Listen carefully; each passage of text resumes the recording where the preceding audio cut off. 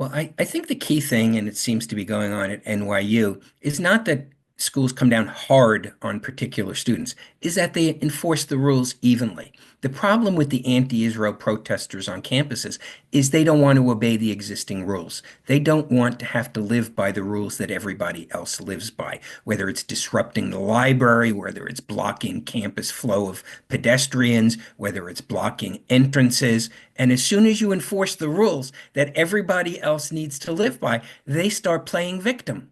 And that's really the problem. So I'm not in favor or not in favor of quote unquote cracking down on these anti-Israel protesters. I would like schools, though, to evenly apply the rules to them that get applied to everybody else.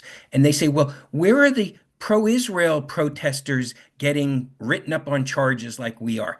Well, pro-Israel protesters aren't blocking entrances to buildings. They're not taking over administrative offices. They're not marching through the library with bullhorns when students are trying to study. So the reason it might seem like it's an unfair application is that it's being applied fairly, but you're the only ones who are violating the rules.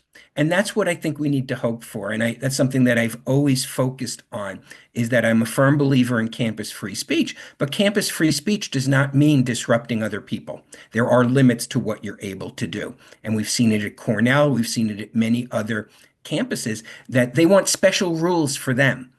But not giving you special privileges that other people don't have is not prejudicial to you. It's not treating you unfairly. It's not silencing your speech. It's simply treating you fairly. And people who are used to getting privileges, and frankly, I blame a lot of the faculty for this at NYU, at Cornell, and elsewhere. The faculty are very frequently the instigators of this conduct. The faculty are the ones telling the students, you can do whatever you want, and if you get punished, you're the victim. Well, that's not the case. And so I think that the new administration is going to insist that the rules be adhered to. And those rules mean you cannot create hostile environments for certain religious groups or certain ethnic groups. And what we've seen on many campuses is that particularly pro-Israel students, Jewish students, are being targeted by these groups. They create so-called Zionist-free zones on campus. Well, it's not your right to do that, okay?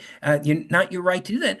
Particularly when you do that, you know exactly what you're doing. You're excluding Jewish students. Now, not all Zionists are Jewish. There are many Christian Zionists.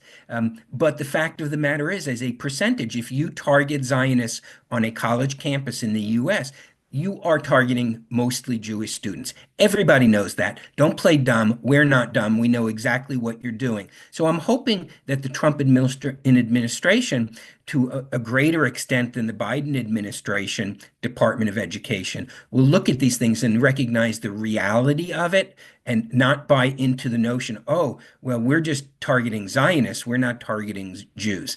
So I hope the Trump administration will treat these students according to the rules and not give them special privileges like they've been used to so far.